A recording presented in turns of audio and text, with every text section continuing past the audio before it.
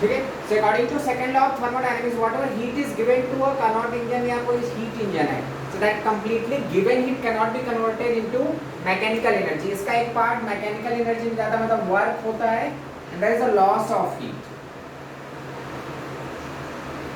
So whatever heat is given to a system, जब पूरा heat देते हैं इस इंजन को, वो पूरा का पूरा मैकेनिकल वर्क में नहीं हो सकता। ऐसा नहीं होगा कि हीट लॉस ही ना करे, बिकॉज वो इंजन खुद हीट हो जाता है, और जब इंजन हीट होगा तो वो हीट को लॉस भी करता है।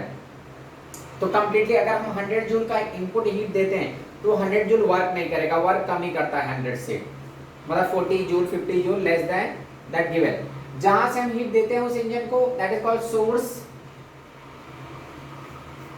और जो हमारा लॉस होता है जिस साइड में, दैट इज सिंक। जिधर हीट लॉस होता है दैट इज सिंक, जिस साइड में हीट लॉस होता है। अब ये हमारा मैकेनिकल वर्क है, अगर वो ट्रेन है तो ट्रेन रोटेट कर, ट्रेन के व्हील्स रोटेट कर, ट्रेन मूव कर रहा है, that is what the work done by that given heat. So heat is given from the source, source की तरफ से हम हीट देते हैं, ये हमारा कार्नोट इंजन है, वर्क करेगा कुछ, and there is the loss of heat, कुछ certain amount of heat loss हो जाता है, पूरा का पूरा वर्क नहीं होता, मतलब 100% इफिशिएंसी नहीं होती इसकी। किसी भी मैकेनिकल इंजन की इफिशिएंसी 100% नहीं हो सकती, चाहे वो डीजल इंजन ही क्यों ना हो, ठीक है। सो जो भी हम हीट देते हैं, ये हमारा जो मैकेनिकल इंजन है जो हीट से ऑपरेट हो रहा है, तो उसमें एक certain amount of heat use हो जाता है वर्क में, and certain amount of heat is loss, कुछ पार्ट लॉस करेगा, कंप्लीट 100% नहीं हो सकता। कितना नहीं कि जितना हमने इनपुट दिया पूरा का पूरा आउटपुट हो गया। अब जो मैक्सिमम इफिशियंसी होती है इसकी कार्नोट इंजन की, why because it is a reversible cycle, ये रिवर्सिबल प्रोसेस में वर्क करता है, इसलिए इसकी इफिशियंसी सबसे ज्यादा होती है। अब इफिशियंसी अगर मैं निकालता हूं तो इफिशियंसी क्या होता है, आउटपुट अपॉन इनपुट,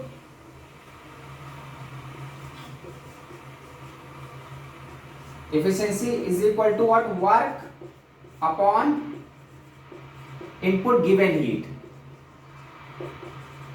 कितना हीट हम लोगों ने उसको दिया उस इंजन को, तो efficiency n is equal to work, total work done by that engine divide by input given heat.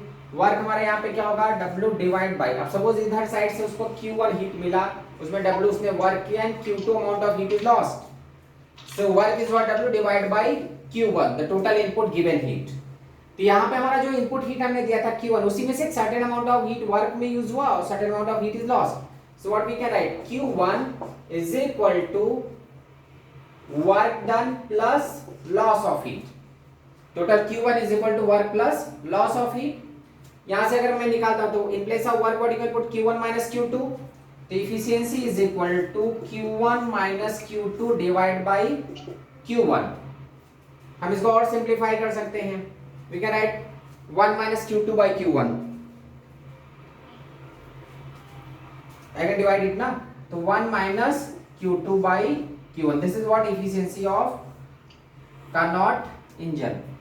so n is equal to q1 minus q2 by q1, yeah, which is equal to 1 minus q2 by q1, where q2 is the amount of loss of heat। अब अगर कोई ऐसा engine है जिसमें loss zero है, if q2 is equal to 0, अगर यहाँ पे Q2 0 हो जाता है मतलब हीट लॉस ही नहीं हुआ, इन दैट केस n की वैल्यू 1 आ जाएगी, बिकॉज अगर Q2 में 0 पुट करता हूं तो 1 minus 0 by Q1 that is 1, तो इफिशियंसी 1 आएगा। 1 आने का मतलब होता है वो 100% इफिशिएंट है, तो ऐसा कोई इंजन नहीं है, मतलब if Q2 is equal to 0 then n की वैल्यू 1 आएगी, इट इंडिकेट दैट 100% इफिशिएंट, ये 100% इफिशिएंट इंजन है। तो ऐसा कोई भी इंजन नहीं होता जो 100% इफिशिएंसी, जिसको 100 तो बहुत दूर की बात है, वो 40-50% इफिशिएंसी होती है, वही बहुत है, ठीक है। सो 100% इफिशिएंसी नहीं होती किसी भी कार्नोट इंजन की। हाँ, इसकी इफिशिएंसी को मैक्सिमम करने के लिए हम, हमारा जो प्रोसेस होता है इसमें, कार्नोट इंजन की इफिशिएंसी मैक्सिमम क्यों होती है कार्नोट साइकिल की, because it is reversible process. अब रिवर्सिबल प्रोसेस क्यों है, देखो जो हमारा साइकिल है इसमें कार्नोट साइकिल,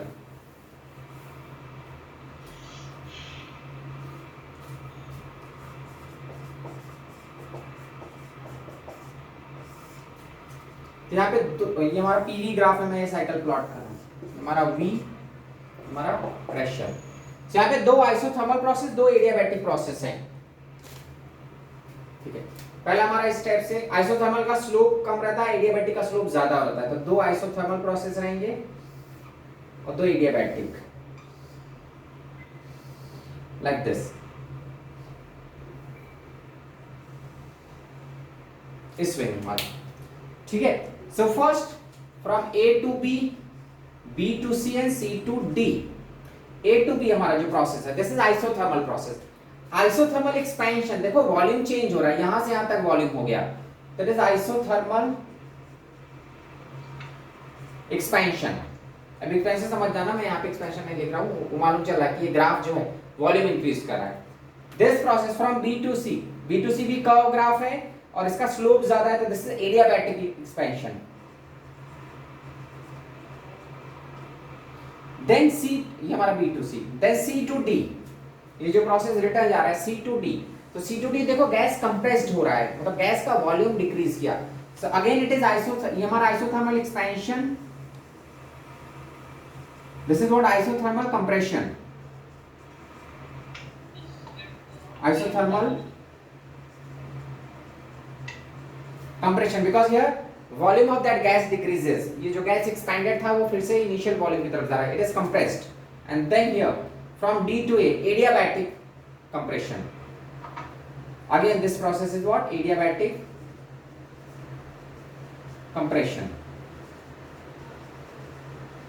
यहाँ पे फोर प्रोसेस है। First, that gas started from here, this graph started from here, it is reversible because A to B जा रहा है, B to C, C to D and D to A, cycle reverse हो रहा है। तो कोई भी प्रोसेस अगर रिवर्सिबल होता है तो उसकी इफिशिएंसी ज्यादा रहती है। क्लियर? मैंने जैसा बताया कि हम अगर एक कोई भी टेक्स्ट बुक लेते हैं, उसको पढ़ते हैं, पढ़ने के बाद उस बुक को वापस भेज दिया उसी दुकान पे, तो हमने पढ़ भी लिया, उसका पूरा नॉलेज भी ले लिया और बुक वापस रिटर्न कर दिया, ठीक है। तो वहां पे हमारा क्या, पैसा भी हमको रिटर्न मिल गया, तो हमारी इफिशिएंसी ज्यादा है। सेकंड केस, मान लो हमने उस बुक को पढ़ाई किया, उसके बाद वो बुक खराब हो गई, तो बुक में क्या होता है, रिवर्सिबल प्रोसेस हो सकता है, हम सेकंड हैंड बुक को बेच सकते हैं, बट बहुत सारी ऐसी चीजें होती हैं जिनको हम खरीदते हैं, यूज करते हैं, तो वो खराब हो जाता है, फिर उसको रिटर्न नहीं कर सकते, ठीक है। सो अब ऐसा नहीं कि हम आइसक्रीम खरीदे, आइसक्रीम खा भी लेंगे, फिर ले जाके उसको वापस रिटर्न करेंगे, तो ये पॉसिबल नहीं है। तो जो रिवर्सिबल साइकिल होता है ना, उसकी एफिशिएंसी मैक्सिमम होती है। तो यहाँ पे देखो ये प्रोसेस रिवर्सिबल है, A to B, B to C, C to D and D to A, return वो ए पे जा रहा है। तो दिस प्रोसेस जो कार्नोट साइकिल है, ये reversible process, that's why its efficiency is maximum. सबसे ज्यादा एफिशिएंसी इसी कार्नोट साइकिल की होती है। अगर हम इस वे में वर्क करते हैं, हमारा प्रोसेस बहुत सारा हो सकता है, लेकिन मैक्सिमम एफिशिएंसी इसी साइकिल के लिए होती है। So A to B, B to C, C to D and D to A. अब ए टू बी देखो हो क्या रहा है, गैस का एक्सपेंशन हो रहा है, isothermally gas is expanded. So isothermal process में क्या होता है, इंटरनल आइसोथर्मल में टेंपरेचर नहीं चेंज होगा, टेंपरेचर नहीं चेंज होता तो इंटरनल एनर्जी नहीं चेंज होता। क्लियर?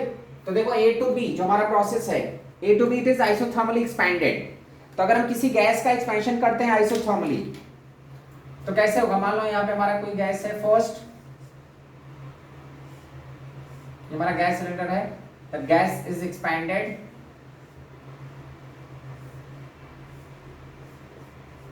यहाँ पे गैस का एक्सपेंशन हुआ। आइसोथर्मली मतलब टेम्परेचर मेंटेन रहना चाहिए, इंटरनल एनर्जी में चेंज नहीं हो रहा है, मतलब हम गैस को एक्सपैंड करें, गैस में जब एक्सपेंशन होगा तो वॉल्यूम इंक्रीज हो रहा है, तो पॉजिटिव वर्क इज डन, मतलब एक्सपेंशन के लिए हमको पॉजिटिव वर्क करना पड़ेगा, और पॉजिटिव वर्क के लिए हीट चाहिए। वो हीट कहां से लेगा, it can not use internal energy का heat, because internal energy change ही नहीं हो रहा है, that expansion is isothermal. So isothermal expansion में क्या होता है कि टेम्परेचर नहीं चेंज हो रहा है, मतलब इंटरनल एनर्जी नहीं चेंज हुआ, तो इंटरनल एनर्जी नहीं चेंज हो रहा है, फिर भी हम वर्क कर रहे हैं, हमको पॉजिटिव वर्क का है, तो इसका मतलब हीट हमको बाहर से खींचना पड़ेगा।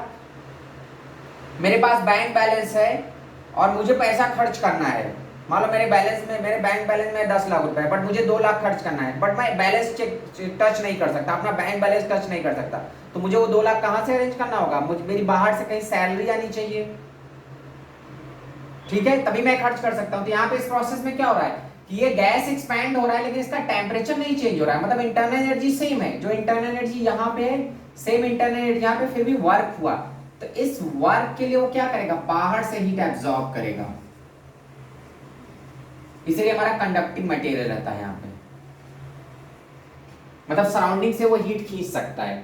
यही जो हीट खींच रहा है for expansion, for isothermal expansion, यही हमारा हीट क्या है, Q1, बिकॉज उस गैस को एक्सपैंड होना था, उस जो पिस्टन है गैस का वॉल्यूम इंक्रीज करा है, for expansion heat is required, और वो हीट इंटरनल एनर्जी का यूज, बैलेंस में से इंटरनल एनर्जी में से हीट नहीं ले सकता वो, बिकॉज आइसोथर्मल प्रोसेस, आइसोथर्मल में टेम्परेचर नहीं चेंज होता, मतलब इंटरनल एनर्जी नहीं टच करना है उसको, फिर उसको एक्सपेंशन करना है, मतलब हीट चाहिए, तो वो हीट कहां से एब्जॉर्ब करेगा, एक्सटर्नल सोर्स से, कहीं बाहर से हीट उसने एब्जॉर्ब किया। This is what isothermal expansion. फिर हमारा प्रोसेस क्या था, एडियाबैटिक कंप्रेशन। अब इसी गैस को कंप्रेस कर रहे हैं, sir adiabatic expansion. Second process is adiabatic expansion. अब ये गैस यहां तक मान लो था, इसको और एक्सपैंड करना है, ठीक है, एडियाबैटिकली इट इज एक्सपेंडेड। तो एडियाबैटिक प्रोसेस में क्या होता है कि हीट नहीं ले सकता वो बाहर से, मतलब इंसुलेटर है ये, जो हीट को अलाउ ही नहीं करेगा, बाहर से हीट नहीं मिल सकता उसको। During adiabatic expansion, adiabatic process में क्या होता है कि सिस्टम सराउंडिंग से हीट एब्जॉर्ब नहीं कर सकता, लेकिन फिर भी उसको वर्क करना है, एक्सपेंशन ही होना है। दो पहला आइसोथर्मली एक्सपैंड हुआ, तो इस केस में क्या होता है, बाहर से हीट उसने खींच लिया। यहाँ इस केस में वो इंटरनल एनर्जी नहीं यूज किया उसने, बिकॉज आइसोथर्मल प्रोसेस है। In case of adiabatic expansion जो सेकंड है, पहला हमारा क्या था, आइसोथर्मल एक्सपेंशन। तो in this case delta U नहीं चेंज हुआ, हीट उसने एब्जॉर्ब किया, पॉजिटिव हीट खींचा बाहर से। सेकंड केस में that adiabatic expansion, adiabatic expansion, gas is expanded adiabatically. तब एडियाबैटिकली अगर गैस को एक्सपैंड करें तो एडियाबैटिक प्रोसेस में क्या होता है कि बाहर से हीट नहीं मिलेगा, मतलब मुझे पैसा खर्च करना है बट मैं बाहर से, मेरी कोई सैलरी नहीं आती, मैं बेरोजगार हूं, घर पे बैठा रहता हूं, कुछ काम धंधा नहीं करता, लेकिन मुझे खर्चा करना है, तो मुझे वो पैसा कहां से निकालना पड़ेगा, फिर अपने बैंक बैलेंस से। क्लियर, मतलब एडियाबैटिक में क्या होता है, बाहर से नहीं, मतलब मैं बेरोजगार आदमी हूँ, घर पे ही रहता हूँ हमेशा, बाहर से मेरी कोई सैलरी नहीं आती, लेकिन मेरा खर्चा है, मेरे को खर्चा करना है, बिकॉज एक्सपेंशन हो रहा है तो एनर्जी चाहिए, वर्क करना है। अब क्या करेगा वो, इंटरनल एनर्जी से हीट खींचेगा। तो इस केस में क्या होता है, इंटरनल एनर्जी फॉल कर जाता है, मतलब इसका टेम्परेचर फॉल कर जाएगा, ठीक है। तो यहाँ पे क्या होता है कि टेम्परेचर कांस्टेंट था, एक्स्ट्रा हीट ले लिया। अब इस केस में क्या होगा, एक्सपेंशन तो हो गया, बट वो हीट कहां से एब्जॉर्ब करेगा, इंटरनल एनर्जी से। तो लॉस ऑफ इंटरनल एनर्जी। अब जो इंटरनल एनर्जी लॉस हो, इसकी वजह से उसका टेम्परेचर फॉल कर जाता है, फॉल ऑफ टेम्परेचर, ठीक है। ये दो प्रोसेस थे, पहला isothermal expansion and adiabatic expansion.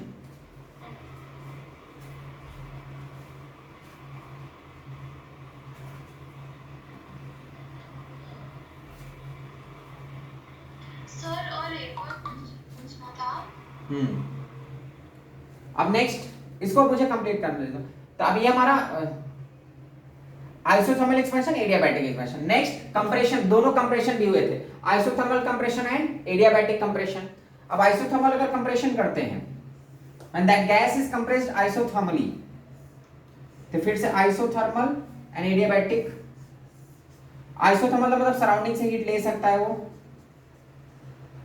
तो ये कंडक्टर रहेगा, और ये हमारा एडियाबैटिक मतलब सराउंडिंग से हीट नहीं ले सकता, तो ये क्या होगा, इंसुलेटर। अब देखो फर्स्ट केस में the gas is compressed isothermally, मतलब जो गैस है उसका कंप्रेशन हुआ आइसोथर्मली, मतलब पहले मान लो यहां तक उसका वॉल्यूम था, ये कंप्रेस करके यहां तक आ गया, गैस इज कंप्रेस्ड। तो व्हेनेवर गैस इज कंप्रेस्ड, जब हम गैस को कंप्रेस करते हैं तो वो एक नेगेटिव वर्क होता है, बिकॉज वॉल्यूम डिक्रीजेस। और जब नेगेटिव वर्क होता है तो negative work increases internal energy, negative work heat generate करता है, पॉजिटिव वर्क हीट सराउंडिंग से खींचता है, और नेगेटिव वर्क हीट जनरेट करता है। तो इस केस में क्या हो रहा है कि हीट जनरेट हो रहा है, एक्स्ट्रा एनर्जी मिल रही है, लेकिन प्रोसेस कौन सा है, आइसोथर्मल। आइसोथर्मल का मतलब कि इंटरनल एनर्जी चेंज नहीं कर सकते, ठीक है। मतलब मुझे एक्स्ट्रा पैसा मिला बट मैं उसको बैंक में नहीं रह सकता, मेरा बैंक बैलेंस चेंज नहीं होना चाहिए, मेरे बैंक में जितना पैसा है उसको डिस्टर्ब नहीं करना, लेकिन मुझे बाहर से बहुत सारा पैसा मिल रहा है, तो अब क्या करूंगा, मैं बैंक में रख नहीं सकता, तो या तो मैं उसको खर्च करूं या तो किसी को दे दूं। तो यहाँ पे वही होता है कि ये जब गैस कंप्रेस्ड होता है ना, तो ये इंटरनल मतलब इंटरनल एनर्जी बढ़ाना चाहता है, बिकॉज वो हीट जनरेट करता है। बट ये प्रोसेस कैसा, आइसोथर्मल, आइसोथर्मल में इंटरनल एनर्जी बढ़ा नहीं सकता, मतलब जो हीट मिल रही है उसको वो रख नहीं सकता, उसको स्टोर नहीं कर सकता, तो वो हीट को क्या कर देता है, लॉस कर देता है। यही बेसिकली लॉस हो जाता है इंजन में, यही अमाउंट ऑफ हीट लॉस होता है जब गैस कंप्रेस्ड होता है ना। ऐसा तो है नहीं कि हम सिलेंडर को हमेशा एक्सपैंड ही कर देंगे, क्योंकि वो प्रोसेस क्या है, बार बार ऊपर नीचे पिस्टन मूव करता रहता है, तो गैस का कंप्रेशन भी होता है। कंप्रेशन के टाइम पे हीट जनरेट होता है, वो हीट को क्या करता है, वो इंटरनल एनर्जी स्टोर कर नहीं सकता, इसलिए वो हीट लॉस हो जाती है। तो इस प्रोसेस में यहाँ पे क्या, isothermally that gas is compressed isothermally, मतलब आइसोथर्मली उसको कंप्रेस किया, कंप्रेस करेंगे तो हीट जनरेट होगा, नेगेटिव वर्क हो रहा है, हीट जो जनरेट हो रहा है उसको इंटरनल एनर्जी में स्टोर नहीं कर सकते, because this process is isothermal. मुझे एक्स्ट्रा पैसा मिला बाहर से बट मैं उसको बैंक में नहीं रख सकता, इनकम टैक्स वाले पकड़ लेंगे मुझे। तब क्या करूंगा, मैं उस पैसे को किसी को दे दूंगा, अपने दोस्त को कि तू रख ले, क्योंकि मैं तो रख नहीं सकता। तो यहाँ पे यही प्रॉब्लम है कि इसका जो प्रोसेस है वो आइसोथर्मल है। आइसोथर्मल में क्या करता है, वो हीट बढ़ा नहीं सकता, मतलब इंटरनल एनर्जी चेंज नहीं कर सकता, टेम्परेचर चेंज नहीं कर सकता, लेकिन उसको हीट मिल रहा है तो उसी हीट को लॉस कर देता है। यही हमारा Q2 है, लॉस ऑफ हीट। जो फोर्थ प्रोसेस है एडियाबैटिक कंप्रेशन। अब एडियाबैटिकली गैस कंप्रेस कर रहा है, तो देखो फिर से कंप्रेशन हो रहा है, पहले 2 एक्सपेंशन हुआ था, अभी 2 compression. Now it is compressed adiabatically. तो एडियाबैटिक प्रोसेस में क्या होगा कि इंटरनल एनर्जी नहीं change, sorry internal energy change हो सकता है बट उसको हीट नहीं मिलेगा। अब क्या होगा, फिर से जब एडियाबैटिकली कंप्रेस करेंगे तो कंप्रेशन में हीट जनरेट होगा फिर से, when that gas is compressed adiabatically. तो कंप्रेशन में क्या होता है, फिर से नेगेटिव वर्क हो रहा है, तो हीट जनरेट हो रहा है, और वो जनरेटेड हीट वो बाहर नहीं ले जा सकता, बिकॉज एडियाबैटिक में हीट बाहर नहीं जा सकता, हीट का ट्रांसफर नहीं हो सकता बिटवीन सिस्टम एंड सराउंडिंग। लेकिन यहाँ पे कंप्रेशन हो रहा है, तो again when gas is compressed heat is generated, but वो जो जनरेटेड हीट है वो बाहर नहीं ले जा सकता, तो वो क्या करेगा, अपने इंटरनल एनर्जी में रख देगा, बिकॉज यहाँ पे इंटरनल एनर्जी चेंज होना अलाउड है। तो यहाँ पे क्या होता है, दैट नेगेटिव वर्क, जो वर्क नेगेटिव हो रहा है इसकी वजह से जो हीट जनरेट हो रहा है, that heat is added to its internal energy. So in this case negative work increases internal energy, increases internal energy। तो यहाँ पे जो नेगेटिव वर्क हो रहा है वो इंटरनल एनर्जी को बढ़ा देता है। तो ये 4 प्रोसेस थे। First isothermal, it is expanded, then adiabatically expanded. 2 expansion हुआ, आइसोथर्मल एक्सपेंशन, एडियाबैटिक एक्सपेंशन, फिर 2 कंप्रेशन भी हुआ, isothermal compression and adiabatic compression.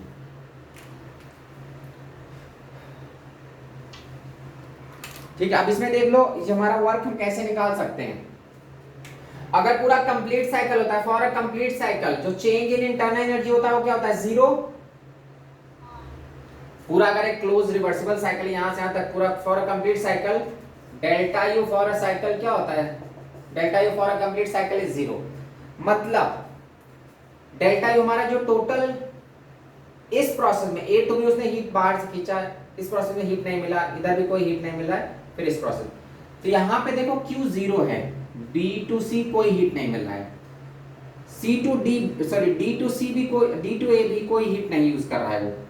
इस प्रोसेस में during A to B isothermally gas is expanded, तो इस प्रोसेस में वो हीट बाहर से खींचता है Q1, और इस प्रोसेस में हीट लॉस करता है। तो during process A to B when the gas is expanded isothermally तो सराउंडिंग से हीट खींच लेता है। ड्यूरिंग B टू C कुछ हीट नहीं मिला, C टू D, अब C टू D क्या रहा है, आइसोथर्मली कंप्रेशन हो रहा है। जब गैस कंप्रेशन होगा तो नेगेटिव वर्क होगा, नेगेटिव वर्क में हीट जनरेट होता है, लेकिन वो इंटरनल एनर्जी में रख नहीं सकता, उसको स्टोर नहीं कर सकता, इसलिए उस हीट को उसने लॉस कर दिया। तो केवल A to B heat absorb किया और D टू C हीट का लॉस हो रहा है। अब यहाँ पे हम देखेंगे हमारा जो नेट पूरे साइकिल के लिए नेट इंटरनल एनर्जी में चेंज नहीं होना चाहिए। तो देखो अगर हम पूरा इंटरनल एनर्जी निकालते हैं तो इंटरनल एनर्जी क्या होगा, A to B plus delta U from A to B plus delta U from B to C plus delta U from C to D plus delta U from A to D। ये जो हमारा पूरा change in internal energy और A to B, B to C, C to D, D to. अब देखो isothermal, ये दोनों isothermal हैं, सो आइसोथर्मल में इंटरनल एनर्जी नहीं चेंज होता, A टू B और C to D internal energy में चेंज ही नहीं आएगा। आइसोथर्मल प्रोसेस के लिए टेम्परेचर कांस्टेंट रहता है ना, अगर टेम्परेचर कांस्टेंट है तो इंटरनल एनर्जी नहीं चेंज होगा, मतलब A to B delta U 0 है और D टू C ये दोनों डेल्टा U 0 है, और हमारा पूरे साइकिल के लिए नेट डेल्टा U भी क्या है, 0 है। तो ये इधर 2 ही टर्म बच रहे हैं, this is what equal to delta U from B to C plus delta U from A to D। Delta U change in internal energy from B to C and change in internal energy from D to A। ये दोनों क्या indicate करें कि ये दोनों एक दूसरे के अपोजिट हैं, बिकॉज ये हम इक्वल लिख सकते हैं ना, हम यहाँ से क्या लिख सकते हैं, मैंने टोटल साइकिल का डेल्टा U 0 कर दिया, because for a complete cycle delta U 0। अब डेल्टा U में isothermal adiabatic, isothermal adiabatic, isothermal का डेल्टा U पहले ही 0 होता है, मतलब आइसोथर्मल प्रोसेस में इंटरनल एनर्जी चेंज नहीं होता, तो ये तो दोनों 0 हो गए, बचे कौन से, BC और AD। तो यहाँ से हमारा आ गया delta U B to C plus delta U A to D is equal to 0। It means delta U from B to C negative of delta U from A to D। B2C में जितना internal energy change होगा B2C में, उसी का opposite D2A में change होगा। तो B2C में एडियाबैटिकली इट इज एक्सपैंडेड। जब ये एडियाबैटिकली एक्सपैंड करते हैं, गैस को एक्सपेंशन के लिए हीट चाहिए लेकिन बाहर से हीट मिल नहीं रहा है, तो वो अपना इंटरनल एनर्जी यूज किया था। तो B2C वो इंटरनल एनर्जी कम कर देता है, A to D2A internal energy बढ़ा देता है। क्लियर? देखो B2C हमारा एक्सपेंशन कैसा था, एडियाबैटिक एक्सपेंशन। तो एडियाबैटिक में बिकॉज एक्सपेंशन के लिए हीट चाहिए लेकिन हीट उसको मिल नहीं रहा है, बिकॉज प्रोसेस एडियाबैटिक है, तो एडियाबैटिक में अलाउड नहीं कि बाहर से हीट ले सके वो। तब क्या कर रहा है, वो एक्सपेंशन के लिए अपना इंटरनल एनर्जी यूज कर लिया, मतलब बैंक बैलेंस निकाल के वो खर्चा किया, तो उसका बैंक बैलेंस कम हो गया था। B2C इंटरनल एनर्जी फॉल कर जाता है, जो डेल्टा यू होता है वो नेगेटिव होता है इधर। अब D2A गैस क्या हो रहा है, कंप्रेशन हो रहा है। कंप्रेशन में क्या हीट जनरेट होगा, लेकिन ये हीट को बाहर दे नहीं सकता बिकॉज एडियाबैटिक प्रोसेस है, तो इस केस में इंटरनल एनर्जी बढ़ जाता है। तो B2C इंटरनल एनर्जी फॉल करता है, D2A इंटरनल एनर्जी बढ़ता है। तो यहाँ पे जो डेल्टा यू होगा वो पॉजिटिव होगा फ्रॉम D2A।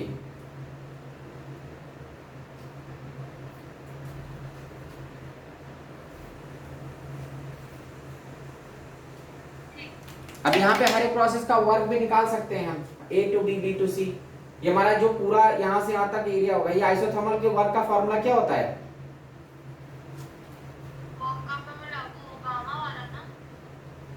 आइसोथर्मल में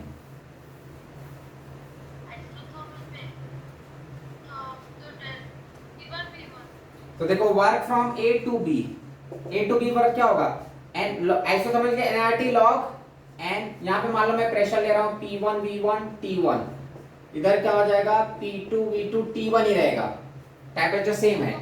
फिर यहाँ पे P3 V3 T2, टेम्परेचर बदल गया, अब वही टेम्परेचर यहाँ पे भी रहेगा P4 V4 T2। तो देखो A to B temperature T1 लिया, C टू D टेम्परेचर मैंने T2 लिया है, प्रेशर वॉल्यूम सब जगह चेंज कर दिया। तो work done in AB isothermal process है, तो आइसोथर्मल के लिए वर्क क्या होता है, nRT1 ln V2 by V1, that is what the work done in isothermal process, nRT log V2 by V1। work from B to C, तो B to C हमारा adiabatic है। अरे भैया आइसोथर्मल के लिए वर्क का फार्मूला क्या होता है, nRT log V2 by V1 तुम्हें लॉग देखा ही नहीं इसके पहले? हाँ nRT log, वो तो PV is equal to nRT होता है, बट वर्क क्या होता है nRT log V2 by V1। जाके फिर से रिवाइज करो एक बार, clear? Work in isothermal process, clear? तो ये हमारा A टू B है। अब B टू C, तो B टू C एडियाबैटिक है, तो एडियाबैटिक में वर्क जो भी होगा, बिकॉज हमको मालूम है ना कि जो यहाँ का डेल्टा यू और यहाँ का डेल्टा यू अपोजिट है, B टू C मतलब delta U from B to C is equal to minus of delta U from D to A।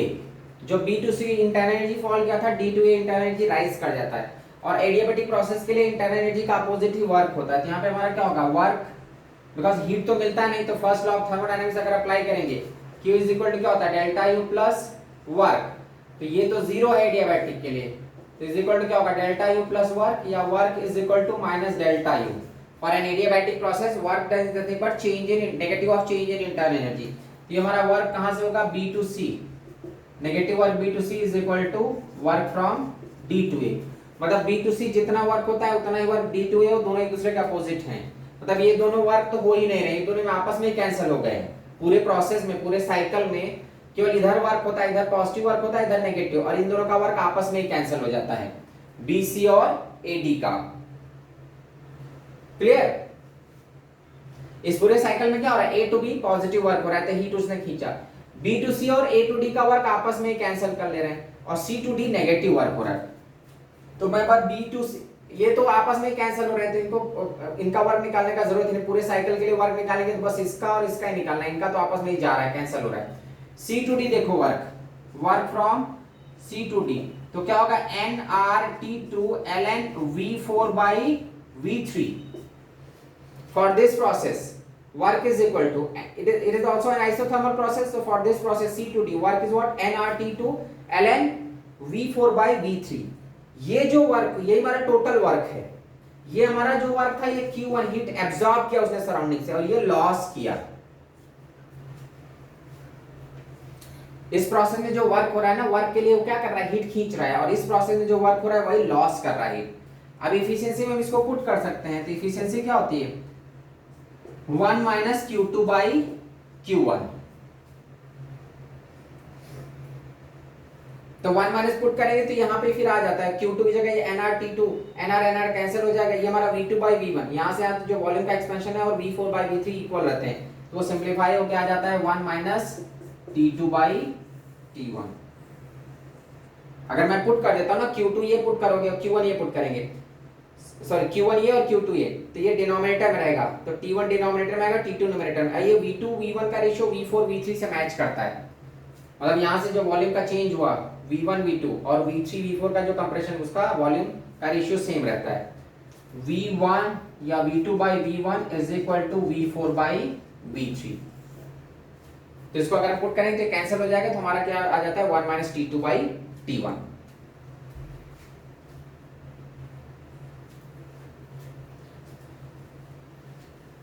Clear? मतलब ये याद रखना, आइसोथर्मल में जितना गैस, जिस रेशियो में गैस एक्सपैंड होता है, आइसोथर्मल एक्सपेंशन में जिस रेशियो में अगर वॉल्यूम डबल हुआ तो इधर हाफ, फिर से डबल से हाफ, मतलब इधर हाफ होगा, मतलब इधर सपोज करो V2 2V हुआ तो इधर क्या होता है 2V2V, तो रेशियो मैच ही करता है। V2 बाई V1 और V4 बाई V3 सेम रहते हैं। अगर यहाँ पे वॉल्यूम 4 टाइम इंक्रीज किया, V2 4V हुआ तो ये 4V2V हो जाएगा, इधर V2 10V हुआ तो ये 10V2V, तो ये दोनों रेशियो मैच करेंगे, वो कट जाता है, हमारा आ जाता है 1 माइनस T2 बाई T1। ठीक है? हाँ